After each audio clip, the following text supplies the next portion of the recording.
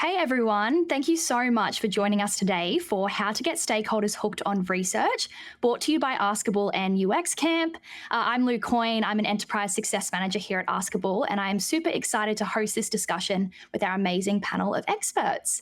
I'm sure we've all been there before, knowing how valuable research is, but struggling to get stakeholders on board. So today we're here to talk about how you can turn that around with insights from our incredible panel. So joining us today is Mickey Rummery, from Connect Experience Design, and an Askable Plus researcher. We've got Lang Lim, who's a senior experience designer at Levo, and Rebecca Devasagayam, a UX designer. So before we dive in, I just want to get the conversation going. So what is the number one challenge you face in getting stakeholder buy-in? Feel free to pop those answers in the chat. As we go, you guys might have some early questions. So feel free to start popping them through into the Q&A section. And we're going to kind of circle back to that and do a bit of a Q&A at the end as well. So, all right, let's jump straight in and uncover the secrets to getting stakeholders hooked on research. Awesome. So let's start off with a big question. What is the toughest pushback you faced from stakeholders when trying to champion research, and how did you overcome it? Mickey, I'll throw to you to this one first. Given your experience, I'm sure you've seen your fair share of resistance. Yeah, thank you. Hello, everyone. Nice to be here, and thanks for being invited by Askable. Really exciting. It's a huge question, and it's certainly a really big challenge for no matter what industry, and whether you're in consultancy or an agency and client side and big corporate, small corporate, and scale up. One of the main challenges I've had with stakeholders, they don't really understand what you do. I think we as researchers and designers can be a little bit guilty about assuming people understand the value of our work, the work that we do, the language that we use. So I found it really important you have to almost think outside the job you do. You have to be in the shoes of the person who you are working with, be it a business analyst in one part of an organization, or it might be a CEO or someone else. But you have to really take your time before you even pitch doing any work with them, really understand the language that they use, B, what they want to get out of the research and the project, and probably frame it in a way that they'll understand. By that I mean, if you're speaking with, or you have finance people in your presentation, talk finance, talk about the ROI, talk about the cost of things. If you have marketing there, talk about NPS, talk about CSAT, talk about the language that they understand. And then equally, if you're working with tech and product people, try talking a little bit more tech. So it's really about putting yourself in their shoes is probably the overarching suggestion I would have in summary. That's awesome. I can imagine that alignment is so key for kind of a successful partnership and successful research as well. Sorry, Lang, what about you? How do you navigate when stakeholders are more focused on tight budgets or shifting priorities rather than research? Hi, thanks for having me. So I totally echo what Mickey is saying around stakeholders sometimes don't know what we're doing. So I can only speak from my experience. I've only worked agency side, but coming from agency side, navigating stakeholders, and I'm sure it's the same for client side, it's always a balancing act, right? I think it's always having to take a flexible approach depending on the scope of the project, the budget, timelines, business goals. When I work client side, sometimes I'm not involved with pitching for the project, so I don't really get to see that until I'm resourced onto the project and then kind of told around what the project is, etc. So having kind of worked on projects ranging from 1 to 2 months to like my current one, which is like kind of over a year long, there's a few different scenarios that I've encountered, and I feel like one of the things you have to be is quite resourceful regardless of the scope of the project. So for instance, when I've been on a project for a smaller project, like that's just a website redesign, tight timelines, no budget for testing, none of that is factored in, and you don't have time for that or the budget. In this scenario, the approach to take is, what can I do? I can still lean on, a specific research that doesn't cost anything, competitive analysis, heuristic evaluation. These things aren't always, it's not a replacement for, proper testing, etc., but useful when, research budgets are limited or there's none at all. So, in these situations, like any research is better than nothing. And then there are times when like the current B2B project, a much bigger scale project, where you kind of find out at kickoff, the whole entire timeline is really based around development time, and the priority is getting features released by a certain time. And like, I'm there at kickoff going, hang on a sec, tell me where's research and usability testing factored into this timeline? And then you get back a no, and it's like, it's really disheartening. So in this case, and it's like to Mickey's point, we realize that, like the testing, the research, it's not even factored in, like it's not even a consideration. And it's probably that they don't understand what it is, why it's important. So in this particular scenario, the approach that we took was educating the stakeholders, bringing them kind of into our world and like letting them know like the importance of research and testing, because they've brought us on to design the best experience for their customers. And, like Mickey said, people outside of design, they don't realize, the part that research plays, and they kind of think that we have all the answers. But it's important to remind them that we are not the users, and what we do is we know the right tools, right, to use so that we can build this great experience. So it's around educating them and just making them aware, bringing them on board with us and kind of giving them that insight into our process and why it's important, and then tying that back to how it's going to result in their desired outcome, meet their business goals. So, so I think my approach is, it's a few different prongs, right? It's being resourceful, educating them, bringing them into that process, and also working towards a middle ground, because you can bring them on board, but you kind of you probably still, like we had to do, is like compromise, like, okay, they are happy for us to kind of do some research, but let's prioritize which of those features actually need it. And then that was the compromise. So we found a middle ground at least. Yeah. That's awesome. Such a practical approach. And I feel like that's such a unique perspective being from agency as well. You're obviously coming in at different parts of that kind of process, not necessarily there from the start. So yeah, thank you so much for sharing, Lang. Okay, so now you've got stakeholders to listen. How do you make sure your research findings actually resonate with them? Rebecca, I know you've worked across various teams. What is your strategy for framing insights so stakeholders see the impact? Yeah, thanks, Lou, and hi, everyone. I'm Rebecca. Nice to meet you all. So yeah, I guess similar to what Mickey had mentioned at the start, like knowing your audience first off. And in my day-to-day, so yeah, I work in-house as a UX designer, and in my day-to-day, working across a broad range of teams, and each of them have got varying goals. Working for a retailer, it's mainly sales, but within that, there are different factors that can influence it. So exactly what Lang mentioned, what are the goals for that team, but also knowing what are the overall business goals, and sometimes knowing that helps, and then reminding these stakeholders about that. Also knowing, what are their stakeholders looking for, and how can you then relate those insights back to those points that they're looking for. I think, by showing them things like heat maps, gathering your research like analytics, and of course, user interview findings if you can, and of course, all time and budget comes into that as well. And with that, I'd say one of my tips is if you can get some hands-on experience in analytics tools and being able to self-serve for heat maps and those sorts of things, I found that to be really helpful because, yes, we have teams that you can leverage, but sometimes it'll take them a couple of weeks and it might be too late. And of course, they're still good for in-depth reports and things that you want. But found that teams have really the teams that you're working with really appreciate that, because often that's something that's not readily visible to them. So yeah, being able to have that and, connect your data points and your insights together gives that more power.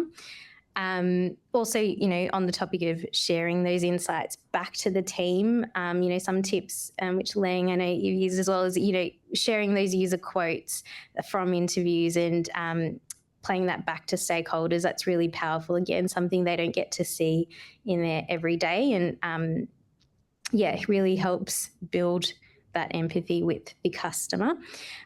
Also, another tip is sometimes when sharing like user interview findings, rather than saying 4 out of 5 participants said or did this, sometimes converting it to a percentage form, and it's still being clear. And at the start you give them the context and say, we ran this testing and we ran it with 5 participants or however many, and we know as designers that 5 is a valid sample size if you're seeing common themes and whatnot. However, with some of the audience, they might not know that. So, and again, it's building their confidence, and which helps build UX maturity as well within the business.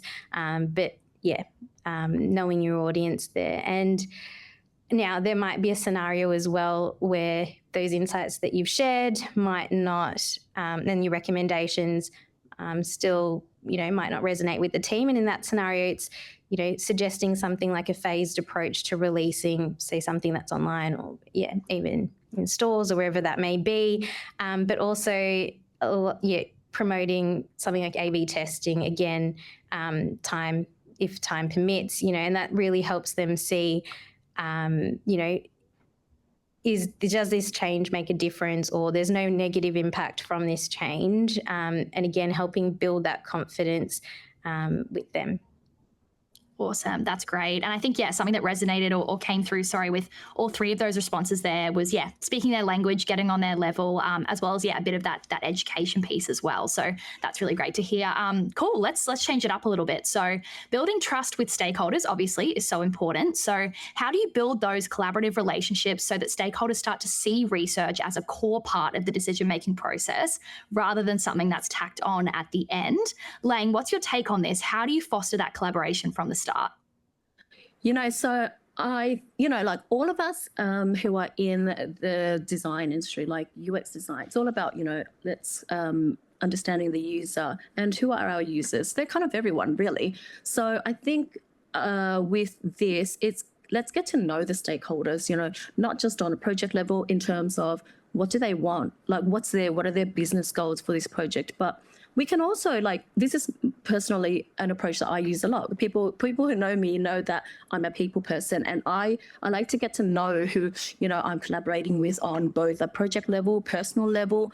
We're all in this together, but we're also people as well. And, when you're on a big, massive project, you're going to be spending a lot of time with these people. So, you also want to feel like you're enjoying the work you do. So kind of, let's, take advantage of that and just get to know them on a human level. And then, when you understand, kind of what their goals are and what they're like as people, then you can start to kind of bring them on this journey with you, engage them from the outset and kind of, invite them and into your world, let them kind of feel like they're part of it. So when we're gonna, about to do some research, bring them in and let's invite them to help us define some research goals, get some feedback from them. And then that way they feel invested in the process. They kind of have an insight into our process because sometimes, they're a bit removed from that. And that way it feels like they will feel like it's a collaborative effort. And I think, that's really important. It's definitely something I really take advantage of. And, as we're going through the process, I don't feel like it's necessary to wait until it's a formal meeting, to kind of present the findings. Oh, you found out something juicy from a testing that you've done. I'll just ping them on Teams. Hey, guess what we found out? Just FYI. And then, just kind of that regular update, I think. And it shows, work in progress. And it's always super important to encourage that two-way communication. You can tell me if there's anything concerning you, I'll just give you updates, and let you know what's kind of the work in progress. That's kind of my experience. That's awesome. Yeah, I can imagine building relationships is so key there, and kind of that collaborative kind of teamwork. And I loved that tidbit there about finding something out kind of mid interview or mid process and just pinging them. I think that's awesome. Bringing them onto your level and not making research feel like this big, serious, scary thing all the time is huge. Goes a long way. Awesome. So Mickey, do you have any tips on making research a regular part of stakeholder conversations, especially when there's a lot of skepticism around its value? Yeah, and I think just if I can echo everything that Leng said as well, it's 100% right, is to bring them on the journey with you. One thing I try to always keep in mind is that everyone in the project room wants to have a successful outcome.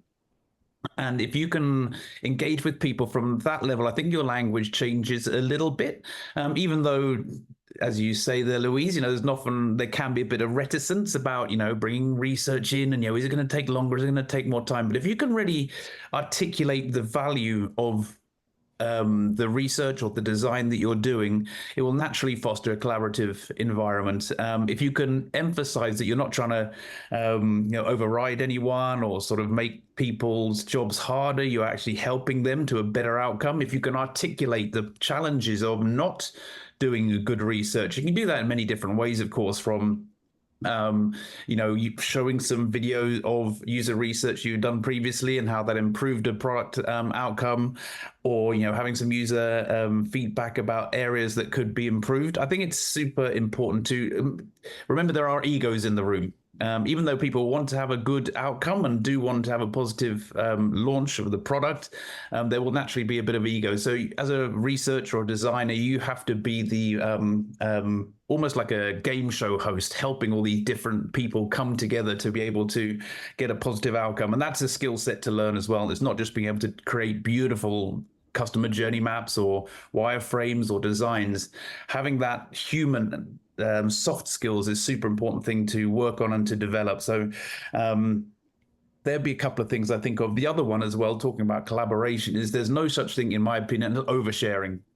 Have as many workshops as you can. If the client says, oh yeah, we'll do one a week, say, I think we should have two, or let's have a stand-up every morning, just so you can keep them super clear on where you are in the project. Like Leng says, you might get some sort of little tidbit which is brilliant and juicy, and it's such a wonderful feeling, especially when you're with a client who is a bit reluctant about research. When you pull out this beautiful little insight and you see their eyes light up.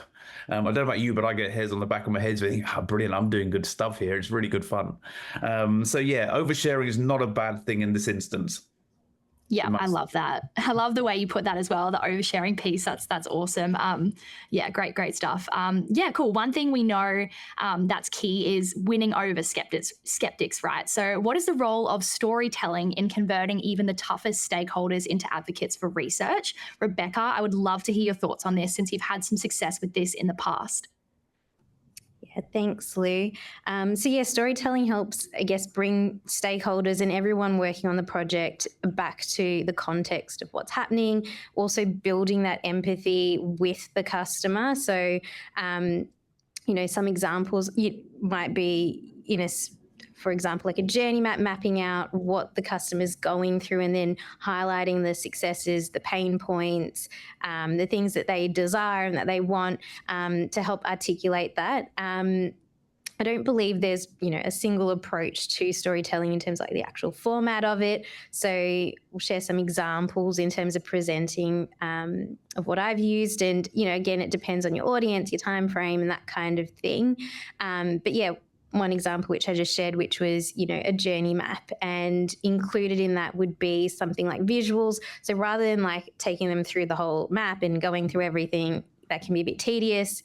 Some people might want that, but you could just go through the visuals and to help really, and narrate that story in the background and then highlight the main pains and things that this customer is looking for within that current experience or the ideal future experience. And then sometimes it's just to provide a bit of context when sharing low fidelity designs. I mean, we ourselves might be working on multiple projects. The teams that we're working with might be in other things as well. So it's a bit of a reminder as to, what we're doing and coming back to those main goals. So I'll share one example, was a very simple one, but in Mural or Miro, whatever people use, but Mural, which was one that we used like a artboard sort of tool.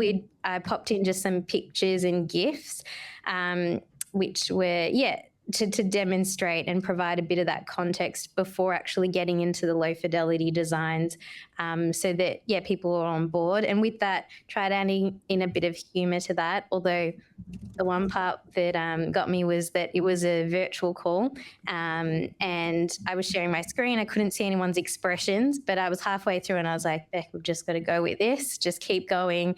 And then at the end of it, a colleague who I was working with said, oh, Beck, they actually really loved it. Like, people were laughing in the background. You couldn't see, but people loved it. So, it's a bit of, that's encouraging. And I think it's giving those sorts of things a bit of a go.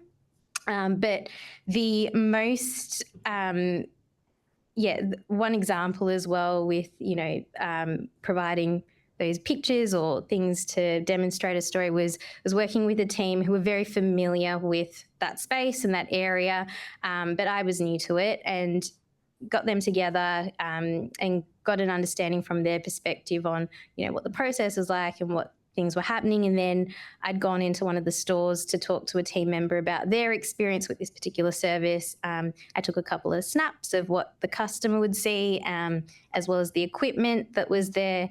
And then I was able to use that, even sharing back to the same team. And I think they appreciate that. It shows that you've taken that effort, but also when relaying it back, because sometimes it was a bit long, especially for people who really understand that area. So I just created some little icons, and then again, I'd narrate the little story that would go with, before whatever I was sharing. And, sometimes people are like, oh, yeah, we know this, it's all good, I'll skip past this. But it's reminding them and saying, yeah, that's all good, but I want to just confirm that I'm understanding this correctly. And so, again, a bit of a recap for everyone. And also it's then saying, this is the context to these screens or whatever, or this suggested journey, so that that you're all on the same page. One other thing I'll share, which has been really effective in terms of storytelling, has been to take clips, so from user interviews, and Askable has a great feature where you can download the interviews afterwards, as well as the transcript. So it can be a bit time consuming, but it is worthwhile. So what I do is download the video, and there are key quotes already that the note taker's taken and that you've looked through, and then I go through the transcript, look for the times, cut it in something like iMovie, Final Cut, simple tools, and then just do like a fade transition or something. And then you've got like this 1.5 minute clip, just keep it short, export it and then share it. And to see, the excitement that it builds within these teams, as well as, encouraging them to get on board and thinking about like solutions that you can come up with together.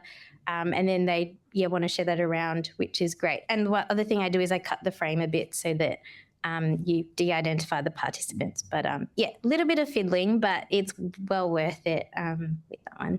So I guess to create, a good story, it's gathering those insights, getting the basic storyline, pairing it with some good visuals or video, and then narrating it really well.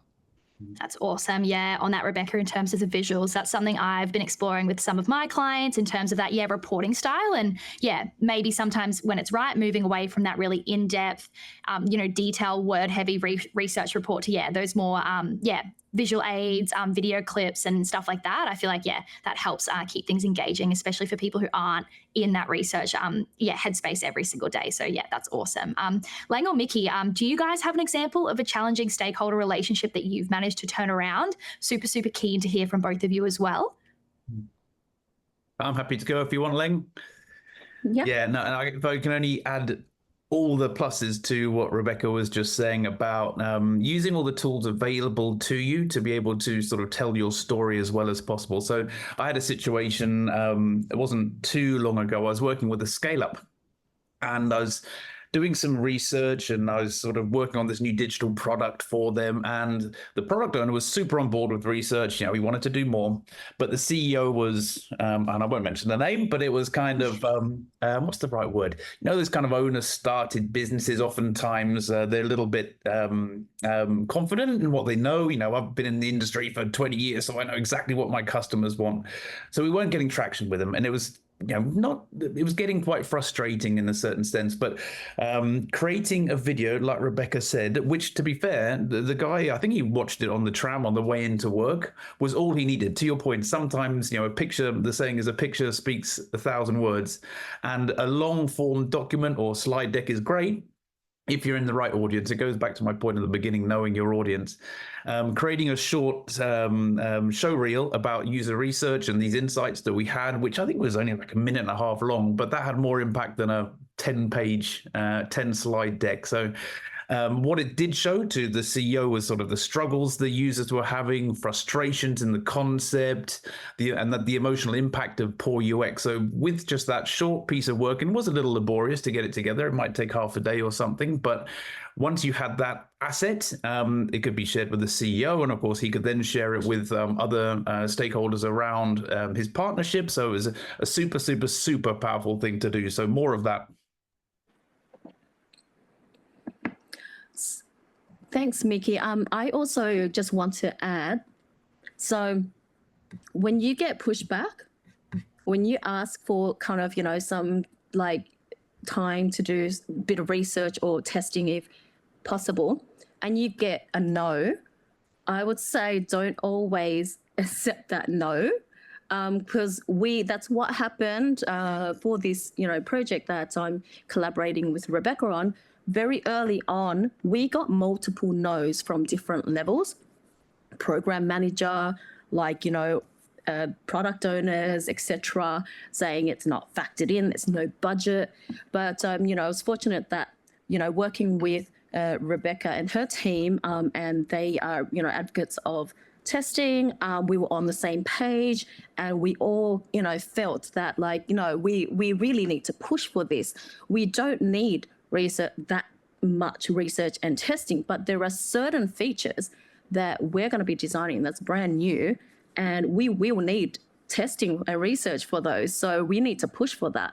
And so I think sometimes when you get the initial pushback, don't take, you know, that no as a, okay, fine, I'll just leave it. If you really like believe in kind of, you know, what the value that it brings, and that it will genuinely help you know, the project, then, you know, definitely like fight for it. And that's what we did. And yeah, it was a big win. So that's what I want to add.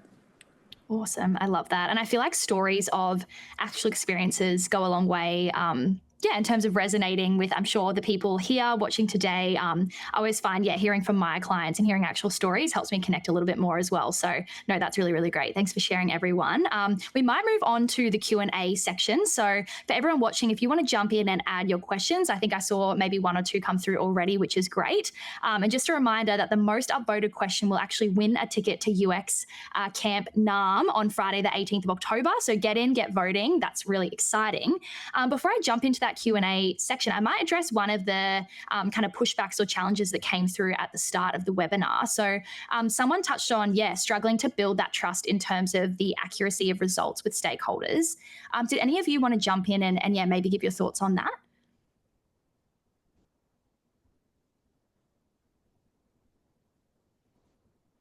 Sure, accuracy of results with stakeholders. It's a hard one, and it's one.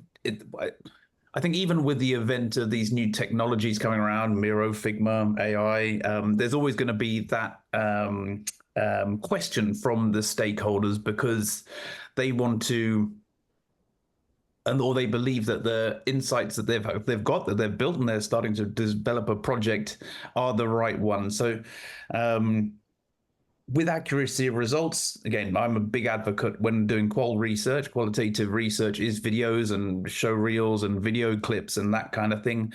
For me, that's pretty much the only way that you can do that. And to Leng's point, don't take no for an answer. If they say, oh yeah, we don't want to do that kind of thing because we know it already, just go and do it. Go and do some, get something together, some assets together, which you can push back on that. If you show someone the evidence, it's hard for them to refute, especially if you're doing more quantitative research. If you can get some other insights from, if you find an insight and go and speak to a couple of customers around what that is, and then if you can present that to a stakeholder, that normally works. Awesome. There's always going to be a question around that. Yeah, big time. Thank you so much, Mickey. One that came through was, how do you get comfortable sharing strategic advice to stakeholders? Leng or Rebecca, I'm not sure if either of you want to jump in on that one. Yeah, sure. I'll jump in. Thanks, Lou. Cool. So I guess that comes with, kind of, I guess, for example, working in-house, you're working across multiple teams and different projects. And one of the advantages of that is you have a bit of an idea of what different teams' goals are. And I think if you frame it as a recommendation, I think people are open to that, and stakeholders are usually considering that. And of course, you've backed it up with your data points and multiple data points, but as well as that, you're sort of getting them to think about the bigger picture as well. So, saying something like, for example, our NPS feedback has shown, this is a real X% of people are having issues with this, or this could really help with this. And then by doing whatever we're doing, that could really help feed into that. Or, oh, hey, I know this other team, it's on their roadmap to do X, Y, Z. So if we can do this, that can probably help them, or they can help us, vice versa. So I think it's just trialing it out a bit. And again, gauging that audience. Some people might be a bit more fixed in their ways, but I shouldn't say that. But as in, it's something that in the past that's worked for them. But once you just bite-sized bits and you get them to, you build that confidence with them, then it's I think just go for it though in sharing that advice. That's awesome. Yeah, definitely that little by little, I can imagine is a good way to kind of start out and approach it, Rebecca. That's great. Just saw a question come through. I can imagine you all might want to contribute an answer here, given it's about AI, but Leng, maybe we can start with you. One of the questions was interested to see your view on how AI could help with UX research. Any experience you could share?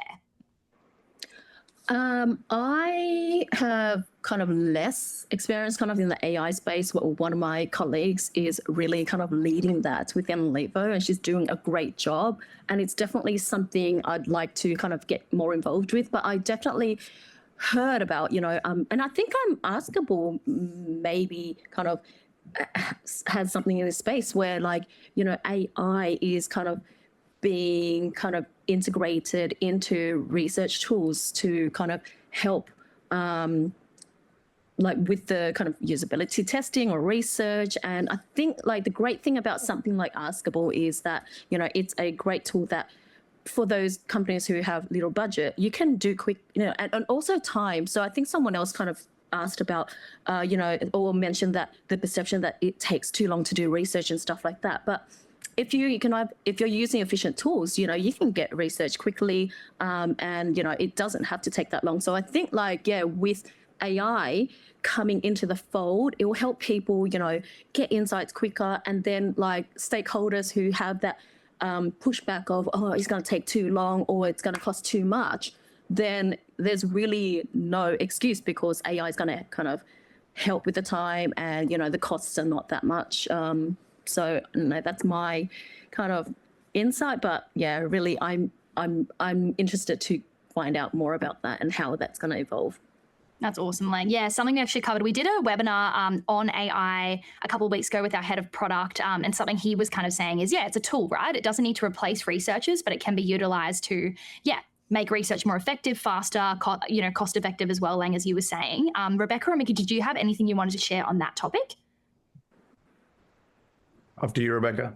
Yeah, no, I was going to say I haven't really, and pretty similar to Ling, haven't really used too many AI tools for research. But yeah, just thinking about, I'm trying to remember whether it was, not too much. I know there are things out there that, help you to come up with the themes within, for example, user interviews and whatnot, to help rather than, that taking the manual labor out of it. But sorry, not too many from my end. Mickey, I'll take it to you.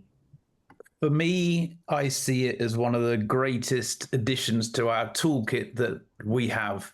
I know there's a lot of conversation about, is it going to take our jobs, or is it going to, supplant us in our work? And I don't think it is. Adding to Ling and Rebecca, it will cut a huge amount of time when it comes to synthesizing. Oh, actually, let me start. Everything I say here now has to be based. You have to verify everything that you come up with. So don't just trust AI. That's what I would say. Don't trust AI. However, it can help you with synthesis. Miro have got a fantastic AI tool, which I've played around with a little bit, which means you can put all your Post-it notes on the board and it pulls together and gives you some trends. Then you can obviously go and validate it. So I see it as a fantastic tool. Unfortunately, I'm of an age, I can remember the world before the internet. My first job was in the early 2000s when I was in recruitment. I had to actually go and deliver CVs to clients. So it's just another add-on to that. And I think it's a super powerful thing, which is going to help people's productivity, which essentially, to add to this conversation, is going to make us better researchers. It's going to be able to do work quicker, which is essentially what clients want. So if we can have that in a wheelhouse, it's a super powerful thing. I heard a great thing someone said the other day: AI stands for artificial intelligence. It's not artificial consciousness. So it'll never supplant the human being. It'll never supplant that connection you can have with someone when you meet them face to face, be it a stakeholder or be it a participant. Being able to pick up those little nuances. You might see something in the background. I can see that Ling loves plants, so I can start talking about plants and things like that. So yeah, I always have that as a sort of overarching thought, that it's a super powerful tool, but it'll never beat that human connection. I love that, Mickey. Yeah, definitely something that I resonate with, and I know Askable does as well. I think you've nailed it on the head there in terms of that human connection piece. Another really great question that actually just came through is, what are some successful strategies you've used to demonstrate the ROI of UX research to decision makers? So I want to jump in on that one. I think, from my experience, I think the good thing about working in agency is that you're working on different types of projects with different clients. So when you you're working on a new project, etc., you have previous examples of, maybe similar projects where you can really use that, to demonstrate how successful you've been using these strategies, and that's quite powerful. So that's kind of from the agency perspective. So that's a really good benefit of working across different clients and just seeing, what's worked and, and then being able to present that back. So yeah. Awesome. Anyone else want to jump in on that one? Oh yeah, Rebecca. Thanks, Lou. I think in the past, I'd worked within the conversion rate optimization team. So A/B testing was the main thing that we did. And that's super powerful. As I mentioned earlier, within a retailer, sales are the most, focused on sort of thing. So being able to then, you take your research, you come up with some hypotheses and things that could work, and trialing them out live on a website. And then being able to measure the impact of that, so the percentage change and whether that's statistically significant. And then you can take that and apply that to, the projected amount of sales increase based on that figure. And that's, super powerful again in, helping to convey that return on investment. That's awesome. This is a really interesting question, and I might even add a little tidbit from my experience to this as well. So the question comes through saying, what trends do you see influencing stakeholder engagement in the next few years, e.g. AI tools and privacy concerns, and how would you approach the best ways to tackle these changes? Something, you know, I've seen in terms of speaking with clients is, yeah, that privacy piece, obviously PII, and, you know, almost research is almost getting harder and harder to run, you know, given the privacy space. So yeah, keen to hear your thoughts on, yeah, where you think those trends will be going and how to kind of approach that. The first thing I'd mention is maybe check whoever you're working with or the company that you're within. They'll often have a policy around it as well. So that's probably something I'm a bit conscious of as well in terms of, you know, with the use of tools, and especially, you know, even if it's from interviews and synthesizing that data, just be careful where you're putting it into. And I think some of the paid ones are probably okay, but again, you'd need to do a bit of research. And but yeah, being aware of what your overall company policy or whoever you're working with, what that their stance is on it, and then the actual tool as well. Great part answers it. But Lang, Mickey. No, that is a good call out, Rebecca, around checking with organizations. So like, you know, Levo, we fall under Clemenger Group, which falls under Omnicom, for example. And, you know, previously, before Levo was acquired, I'm sure that, you know, they, like Levo, they're pretty forward thinking and, you know, into all the, like, we are very much into kind of, you know, exploring new tools and stuff. But you know, now like our parent company is kind of like making sure that, yeah, we, you know, these concerns around AI and privacy don't get broached. So, breached. So yeah, that's really important to go and check like what the company policies are, especially if you're part of a bigger organization. It might be difficult to kind of, you know, access certain tools, even if you want to, even if it's going to make your life easier. Sam. Yeah, and I think just adding to that, and I would agree with both, but it's kind of your responsibility as the researcher or the designer, sort of take ownership of that as well. So assuming there's going to be a question around AI tools and privacy and PII, have an answer. Do a bit of research, you know, have a solution. So if they say, oh, well, you know, we don't want to share our customer data, that's fine. We can make each individual response, if it's a survey or something, individual response anonymous, but we can capture the demographic, the age, the location, all those kind of things. So do a bit of research and have a few answers ready for them as well, I'd say. That's awesome. Might have time for, yeah, maybe one more question or a couple more questions. I thought this one was really interesting as well. If the stakeholder is used to getting his way of skipping research, requesting and receiving fast design mock-ups, how do you help correct that process and show value for doing research before starting design? One of the things that's worked in-house is the CX team actually having the budget for things like user interviews or, you know, leveraging other teams like your analytics team, or again, as I mentioned earlier, being able to self-serve. So part of it is that budget. And of course, yeah, there's the time constraint. And then that's when you kind of still try and, as Lang, I think, mentioned before, it's pushing, just a little bit of a push. And it might not be the full extent, or you might not be able to dedicate a full amount of time, but quite often, you know, they've had that way of working and it's worked for them in the past, or, you know, they're like, oh, we'll change it later and things will happen. But if once they've had a bit of that exposure to the benefit that it has and how it really helps tackle, you know, the core problems and the decision and helping them make decisions and manage their stakeholders if they have any. I think that really helps. But yeah, Lang, Mickey. Yeah, I would say I would add to that also A/B testing is super powerful. Like you mentioned, Rebecca, it's data led. A stakeholder can't really argue with the insight for that. You have in the wheelhouse some sort of potential costs of poor UX, you know, things like customer churn and negative app store reviews, which of course will influence sales, which is essentially oftentimes what the output is of this sort of thing. So if you can reassure them with things like if you do some remote usability testing with a very small cohort, I think it was Rebecca you mentioned earlier, you only need to speak to 5, the Nielsen Norman metric, you only need 5 participants to actually get some 80% of the insights, if you can be armed with those kind of things. And it kind of goes back to my point right at the beginning about having those other softer skills, being able to, engage and be a little bit more, a little bit more forceful, to be honest with you. Don't rely on your knowledge as a designer or a researcher to be the only tool in your armory, I suppose, when you're engaging with these kind of stakeholders. They're going to be out there somewhere.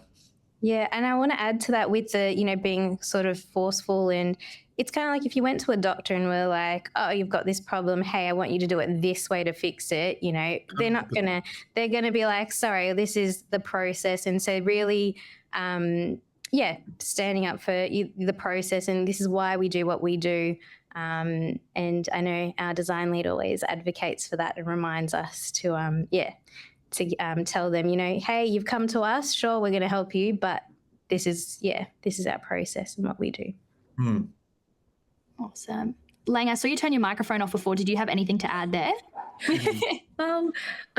Good observation, Louise. I was just going to say, if that stakeholder's used to that method and it's always worked, it's quite hard, right, to say, hey, we kind of need this. But, when you can find a gap, if you are able to find a gap and then, bring in a little bit of research and, kind of show them like, hey, in this process, like we've skipped this bit of research for this bit, but we found, hey, do your own testing, like just like I said, be resourceful. If you can find a way to kind of put in front of them, say, hey, look, we identified a slight issue. We kind of did some research and this is what we found. And you're able to push back. You've got that little gap where you are able to, show them that research is helping to correct this particular part of the process. And then trying to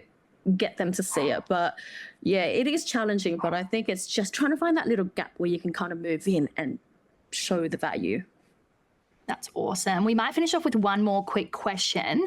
What are some of the tools that you guys would recommend that can be used for UX or UI research to help stay on track when working on projects, particularly with tight timelines, especially when there's a concern about deviating from the program plan?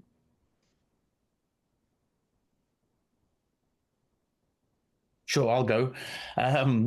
We are very lucky in our current environment. There's so many great tools out there, and obviously Askable is an amazing one for doing that. Even if you want to do some quick survey-based quantitative research, brilliant. If you want to do some more deep dive qualitative research, is great for that. So that would be a good starting point, I think. You're always going to have tight timelines. You will never get enough time to do enough research or design. So use all the tools that you can. Obviously, if you can use other tools for synthesis, like a Miro is brilliant. Obviously, demonstrating your work, getting clickable prototypes as Figma is fantastic. But if you just need to do the research bit, there's not any better than Askable, really. I'm not getting paid, by the way, people who are listening. Rebecca, what did you have? Oh, sorry, either Rebecca or Lang. Yeah, I would definitely echo Mickey. So in this B2B project, we needed to talk to like specific B2B customers with specific accounts and profiles, and the database that we're working from the client, it was quite limited, and so we were up against the wall, and we were reaching out to them, no responses, and luckily we were able to kind of lean on Askable to get us some participants in that space with the same profile. So I think it's definitely Askable. I've used a few other ones like Maze, but it really just depends on your project and what you need. So yeah, you can. For our project, we really needed to kind of do user interviews. But for some other projects, you could rely on like surveys. There's different tools that you can use to send that out. And so it's different. It depends on what you're working on, the project and the scope of it, and how in-depth you need the research to be. Yeah, and I'll add to that. I think, in the past, especially for user interviews, it was quite like a manual process. So firstly, like recruiting people, it was like, hey, do you have family and friends and that kind of thing? And then setting up the email, then it's like messaging to be like, oh, thanks so much. Like, can you sign this consent form? Thanks, looking forward to it.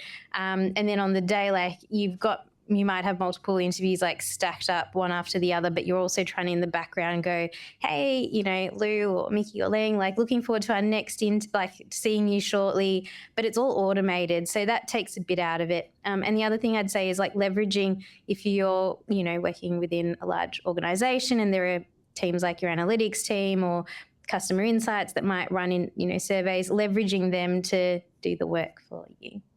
And again, sometimes. Perfect. That's great, guys. Thank you so much. That was such an awesome discussion. Obviously, yeah, a huge thank you again to you guys as panelists, obviously Lang, Mickey and Rebecca. Yeah, thanks obviously to the audience as well for participating today and showing up and checking out the webinar. And yeah, huge congrats to the winner of our UX Camp NUM ticket as well, Vinny. Our team's going to be in touch very soon with some more details for you on that. But Mickey, I know you're super excited about UX Camp this year. Do you want to share a little bit more about that? Yeah, sure. Thank you so much for giving me the opportunity to spruik. So I'm one of the conference directors of UX Camp. This is our second year. We're super excited of the success of last year. So to give everyone a very brief overview of what it is, based in the Telstra Centre in the CBD in Melbourne, it's an unconference. So an unconference means anyone can turn up and anyone can pitch. So the format of the day is you turn up in the morning, 1 minute presentation to the group, probably about 120 to 140 people there. And then we vote on which are the most popular topics of the day. And then we have 3 different tracks where you go and present your talk. So 10, 15, 20-minute talk. It can have videos, it can have slides, or it could just be people turning up and having a chat. But what it gives you is the opportunity, be you earlier on in your career in design, or you could be a super senior designer, just the chance to present in front of a big group. Really fun day. It's a super inclusive day, community-led. We love it. So yeah, as you mentioned, Louise, it's next Friday. There's a few tickets left. Congratulations to Vinny. Look forward to seeing you there. Make sure you seek me out. And yeah, thank you so much for Askable, who are helping out in the sponsorship of the event. So yeah, hope to see you there. We'll share a link and please do get some tickets. That's awesome, Mickey. I'm so sad. Obviously, as a sponsor, we send some of our team down as well, and I didn't get to go. So I'm going to have to, catch up with you on all the fun that happens. It sounds like, an awesome opportunity from anyone from, beginner to senior to kind of get up and present and get involved. So that's awesome. Yeah, Mickey will send that link out and we'll make sure that's shared as well. And, speaking of sharing, we'll make sure that the recording of today is sent out as well. So keep an eye on your inbox. If you want to stay connected, obviously keep the convo going over on LinkedIn. Feel free to follow us and UX Camp as well.